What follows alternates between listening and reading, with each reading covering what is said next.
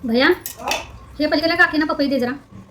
House queen 11 ह्या ज्या YouTuber आहेत की नाही त्यांच्याकडून मी साडी मागवलेली आहे, ते मी तुम्हाला दाखवणार आहे. त्याच्या अगोदर की नाही पपई ही मी आता 4-5 दिवस आणून ठेवली होती गावाकडून, म्हणजे मतदानाला गेलेली की नाही त्यावेळी आणलेली.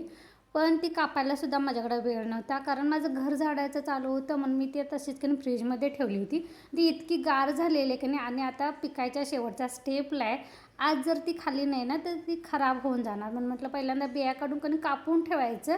म्हणजे एक तासभर बाहेर ठेवलं की ते फ्रीजरमध्ये की एवढं गार झालेलं आहे की नाही की आता थंडी पण थोडीशी 1-2 दिवस सकाळची वाढते, त्यामुळे की हे फ्रीजमधलं खाऊन पण काय उपयोग नाही. त्यामुळे कापून थोडा वेळ बाहेर ठेवते, त्यानंतर सगळ्यांना खायला देते.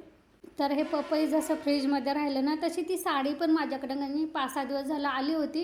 पण माझं घर झाडायचं त्यात आमच्याकडे कधी कोल्हापूरच्या भागात माही वगैरे असते, तर इकडं तिकडं जाणं त्या गोंधळात कधी ती राहून गेली. मी म्हणजे आणून ठेवली ती, पण मी ती उघडून बघितली नव्हती, कारण आता त्यांनी एवढ्या मोठ्या यूट्यूबर आहेत त्यांनी पाठवले म्हटलं ते काय खराब माल नसणार आहे, त्यामुळे मी काय एवढं लगेच की नाही असं गडबड नाही केली. तर म्हटलं एक उत्सुकता असते ना बघायची की आता बाबा कसला कलर आहे आतनं खोलून बघूया, म्हणून मी म्हटलं आज तुम्हाला पण दाखवायला येईल मी बघताना. तर ही बघा ही साडी पहिल्यांदा मी कधी थोडासा वेगळा एक मला इन्स्टाला दिसलं होतं, थोडंसं माझ्या मते पर्पल शेड होती, म्हणजे जांभळी शेड होती, ती मी त्यांना कधी स्क्रीनशॉट पाठवला होता की ही साडी तुमच्याकडे आहे का, आणि मला असं असं कार्यक्रमाला वापरायची ते. तरी ती साडी घेतली तर मला छान वाटेल का, तर त्या म्हटल्या ती साडी कधी म्हणजे दिसायलाच थोडीशी अशी डल वाटत होती. डल म्हणजे ती जांभळा शेड असा काळपट कलर होता ना त्यामुळे. तर त्या म्हटल्या कार्यक्रमाला म्हणजे त्यांचं मत कार्यक्रमाला वापरायचं, तर हा त्यांनी कधी फोटो पाठवलेला आहे की हा कलर छान दिसेल.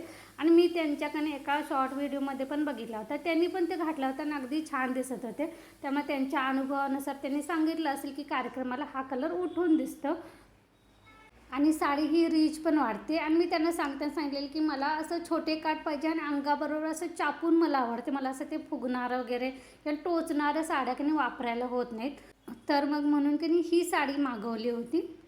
आता ही मी की माझ्या टॉपवरच तुम्हाला थोडंसं लावून दाखवलेलं आहे पदर वगैरे. तर ही बघा पूर्ण साडीला आत की बुट्टी वगैरे आहे आणि अगदी मस्त साडी आहे, म्हणजे मला जशी हवी होती की रिच आणि सोबर तशा पद्धतीनेच आहे. तुम्हाला जर आवडली असेल ना तर त्यांच्याकडून तुम्ही घेऊ शकताय. चला इथंच मी ब्लॉग बंद करते. धन्यवाद.